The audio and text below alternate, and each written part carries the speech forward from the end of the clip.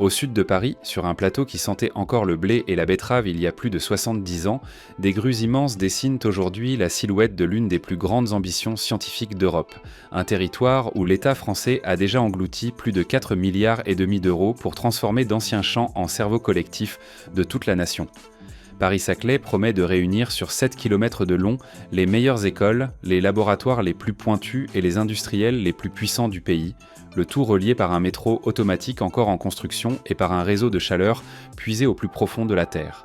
Entre les promesses obées affichées et le béton réellement coulé, la distance reste parfois immense. Dans cette vidéo, vous découvrirez comment cette idée est née, ce que les ingénieurs ont déjà bâti, les obstacles qui freinent encore le chantier et ce que ce campus changera dans le quotidien des chercheurs. Pour comprendre pourquoi ce plateau a été choisi, il faut remonter au début des années 1950, lorsque le commissariat à l'énergie atomique s'installe à Saclay et plante la première graine d'un futur pôle scientifique, profitant de la disponibilité des terres et de la proximité immédiate avec la capitale. Dans les décennies qui suivent, plusieurs grandes écoles rejoignent peu à peu ce territoire encore largement agricole. L'école polytechnique s'y installe en 1976, suivie par Supélec puis par l'Institut d'optique, chacune arrivant de son côté, sans véritable plan d'ensemble capable de les relier entre elles. Pendant de longues années, ces établissements cohabitent sans vraiment dialoguer, formant un archipel scientifique plutôt qu'un territoire unifié.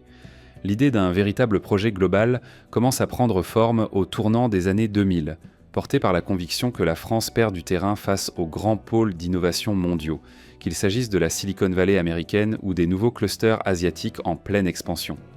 En 2010, une loi décisive change la donne, en conférant au plateau de Saclay le statut très rare d'opération d'intérêt national, un statut qui permet à l'État de reprendre directement la main sur l'aménagement du territoire plutôt que de le laisser aux seules collectivités locales.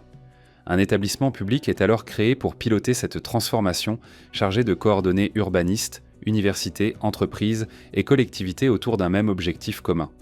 3 raisons principales motivent cette mobilisation hors norme. La première tient à la nécessité de concentrer des forces de recherche françaises trop dispersées jusque-là entre des dizaines de sites isolés, afin de créer enfin une masse critique capable de rivaliser à l'échelle mondiale. La deuxième raison répond à un déséquilibre bien français, celui d'une capitale qui concentre depuis toujours l'essentiel des emplois qualifiés, au détriment du reste de la région parisienne. La troisième raison, la plus politique des 3, vise à redonner à la France une vitrine scientifique capable d'attirer les meilleurs chercheurs du monde entier et de prouver que le pays sait encore porter des projets pensés sur plusieurs décennies. Sur le papier, l'idée centrale de Paris-Saclay tient en une formule simple: rassembler en un seul lieu ce qui restait auparavant dispersé dans toute la région parisienne.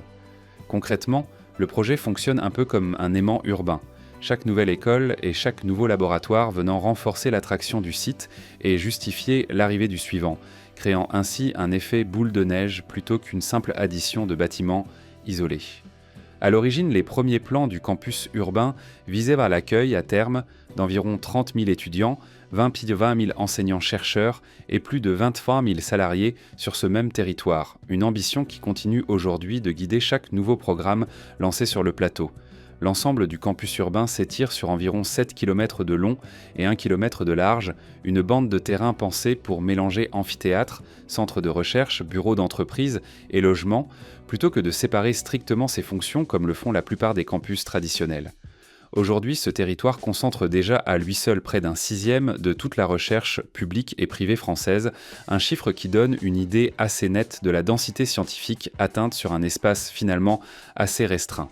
Pour préserver l'équilibre du territoire, une zone protégée de plus de 4000 hectares a été sanctuarisée tout autour du campus, réservée à l'agriculture et aux espaces naturels, comme pour rappeler que cette ruche scientifique reste plantée au milieu de véritables champs encore cultivés. C'est précisément cette tension entre urbanisation galopante et terres protégées qui donne au projet toute sa singularité, et qui continue, aujourd'hui encore, d'alimenter une bonne partie des débats qui entourent le chantier. Pour mesurer concrètement ce que cette ambition représente sur le terrain, 4 chantiers résument à eux seuls l'ampleur de la transformation en cours. Le premier symbole technique se dessine directement dans le ciel du plateau sous la forme d'un viaduc de plus de 6,5 km qui deviendra le plus long de toute la France une fois entièrement achevé. Ce ruban de béton porte les rails de la future ligne 18, un métro entièrement automatique, piloté sans conducteur, qui doit relier l'aéroport d'Orly à la ville de Versailles en traversant directement le cœur du campus. L'intérêt de cette prouesse se mesure surtout à ce qu'elle permet concrètement transformer un trajet qui prend aujourd'hui près d'une heure entre certains points du plateau en un parcours d'à peine 22 minutes, une fois la ligne complète mise en service. Autrement dit, ce viaduc apporte au territoire ce qui lui manquait le plus depuis sa création, une vraie colonne vertébrale de transport, capable de relier en quelques minutes des laboratoires qui restaient à Ancaster jusque-là séparés par des kilomètres de routes, souvent saturées. Sous la surface, une autre prouesse technique passe presque inaperçue, celle d'un immense réseau de chaleur et de froid alimenté par géothermie, qui puise son énergie dans les eaux profondes grâce à plusieurs forages creusés sous le campus.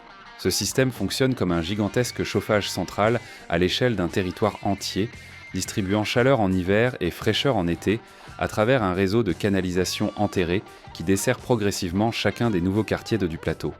L'objectif affiché, c'est de réduire la consommation d'énergie des bâtiments raccordés d'environ 10% en moyenne, tout en limitant fortement le recours aux énergies fossiles sur un territoire appelé à accueillir à terme des dizaines de milliers de nouveaux habitants. Ce choix illustre une dimension souvent oubliée des grands chantiers, celle qui se joue littéralement sous les pieds des futurs usagers, invisibles depuis la rue, mais décisive pour la facture énergétique et l'empreinte écologique du campus dans les décennies à venir. Au-dessus du sol, la transformation prend la forme de bâtiments qui rassemblent sous un même toit des disciplines qui s'en sont exprimées qui ne se croisaient presque jamais auparavant. Les premiers grands édifices de Centrale Supélec ouvrent leurs portes en 2017, suivis 3 ans plus tard par le nouveau site de l'École normale supérieure Paris-Saclay, conçu par l'architecte italien Renzo Piano, déjà connu pour avoir signé le centre Pompidou de la capitale. Ces constructions ne sont pas de simples salles de classe empilées les unes sur les autres. Elles matérialisent dans la fusion administrative qui donne naissance en 2020 à l'Université Paris-Saclay elle-même, née du rapprochement d'une douzaine d'établissements jusque-là indépendants. Le résultat se mesure aujourd'hui dans les classements internationaux où cette toute jeune université se hisse à la 13e place mondiale du classement de Shanghai, devenant ainsi la mieux classée de toute la France, devant des établissements parisiens pourtant beaucoup plus anciens et célèbres. Le dernier grand chantier n'a rien de visible depuis la rue. Il se joue dans les salles de recherche et les centres de calcul. Au printemps 2025, le campus inaugure son cluster dédié à l'intelligence artificielle, un pôle d'excellence qui rassemble plus d'une douzaine d'établissements d'enseignement et de recherche autour d'un même institut, soutenu directement par le Grand Plan d'investissement national. Dans la continuité de cette dynamique, les autorités régionales ont annoncé la création prochaine d'une véritable maison du quantique au cœur de l'Institut d'optique, vitrine destinée à accueillir chercheurs, investisseurs et industriels du monde entier autour des technologies quantiques, un domaine où le plateau abrite déjà plusieurs jeunes entreprises considérées comme des pépites mondiales. Ces deux initiatives racontent donc finalement la même histoire, celle d'un territoire qui ne se contente plus de fabriquer des diplômés, mais qui cherche désormais à devenir, sur les technologies de demain, l'un des laboratoires les plus avancés de toute l'Europe. Derrière cette vitrine scientifique, le chantier accumule pourtant des difficultés bien réelles. Beaucoup a pourtant déjà été accompli, les terrains nécessaires ont été cédés à titre gracieux par l'État dès le lancement du projet, le statut juridique du territoire a été sécurisé dès 2010, et plusieurs grands bâtiments universitaires ainsi qu'un nouvel hôpital sont aujourd'hui pleinement opérationnels sur le plateau. La ligne 18 du métro, censée incarner la modernité du projet, illustre à elle seule les dérapages classiques des très grands travaux. Annoncé pendant des années pour une mise en service plus précoce, son premier tronçon, entre Massy-Palaiseau et le plateau de Saclay, a vu sa date repoussée à plusieurs reprises, glissant finalement vers la toute fin de l'automne, plusieurs mois après les premières promesses formulées aux usagers. Les responsables du chantier expliquent ces retards par l'allongement nécessaire des campagnes d'essai sur un système entièrement automatique où chaque paramètre doit être vérifié avant d'accueillir le moindre voyageur, mais pour des dizaines de milliers d'étudiants et de salariés qui attendent ce métro depuis des années, l'explication technique n'efface pas vraiment la frustration accumulée. Sur le plan financier, les tensions ne sont pas moins vives. La région parisienne a récemment dû absorber une ponction de plusieurs dizaines de millions d'euros décidée par l'État, tout en continuant d'injecter de nouveaux financements dans le projet, un véritable numéro d'équilibriste budgétaire qui inquiète régulièrement les rapports parlementaires consacrés au dossier. À cette complexité s'ajoute une gouvernance éclatée entre l'État, la région, les collectivités locales, les universités et les grandes entreprises installées sur place, chacune défendant ses propres priorités. ce qui ralentit parfois des décisions qui pourraient en sembler, sur le papier, élémentaires. Mais la fracture la plus profonde reste sans doute celle qui oppose les aménageurs aux défenseurs des terres agricoles. Une zone protégée de plus de 4000 hectares a beau être inscrite dans la loi, plusieurs collectifs de riverains et d'agriculteurs estiment que cette protection demeure fragile, pointant des grignotages ponctuels et redoutant que l'arrivée du métro n'accentue à terme la pression immobilière sur des terres considérées parmi les plus fertiles de toute la région parisienne. Certains opposants sont même allés jusqu'à contester en justice l'implantation d'une des nouvelles gares, signe que la cohabitation entre sciences de pointe et agriculture traditionnelle reste sur le terrain beaucoup moins paisible qu'elle n'y paraît sur les plans d'urbanisme. Ce qui sépare encore ce chantier de sa pleine maturité tient en quelques éléments bien identifiés. La mise en service complète du réseau de transport, l'achèvement des derniers programmes de logements étudiants et familiaux et la stabilisation durable du financement public destiné aux prochaines décennies, chaque étape ouvrant la voie à la suivante. Une fois ces obstacles surmontés, les bénéfices attendus restent donc considérables. Dès l'ouverture du premier tronçon de métro, environ 70 000 étudiants, chercheurs et salariés verront leur quotidien transformé, remplaçant des trajets interminables en bus ou en voiture par quelques minutes de métro automatique reliant directement les principaux laboratoires du plateau. À terme, une fois la ligne complète mise en service, le trajet entre certaines villes du sud francilien, qui prend aujourd'hui près d'une heure, ne durera plus qu'une vingtaine de minutes, un gain de temps capable de redessiner littéralement la carte des trajets domicile-travail dans toute cette partie de la région parisienne. Sur le plan économique, les ambitions affichées sont tout aussi spectaculaires. Les autorités régionales misent sur un doublement de la présence économique du plateau au cours de la prochaine décennie, en misant prioritairement sur des secteurs jugés stratégiques comme le quantique, l'intelligence artificielle, les biotechnologies, le spatial ou encore les semi-conducteurs.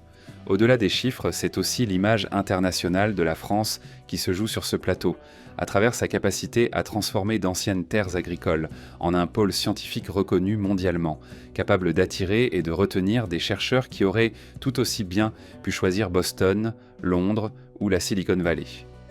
Ce pari, encore inachevé à ce jour, continuera de se jouer pendant encore plusieurs années, au rythme des prochaines mises en service et des prochains bâtiments livrés sur l'ensemble du campus. Mais alors, qu'en pensez-vous, vous, de ce pari herculéen lancé sur les terres du plateau de Saclay ? Commentez. Ceci est la chaîne La Grande Construction. Laissez votre like, abonnez-vous et regardez la vidéo précédente.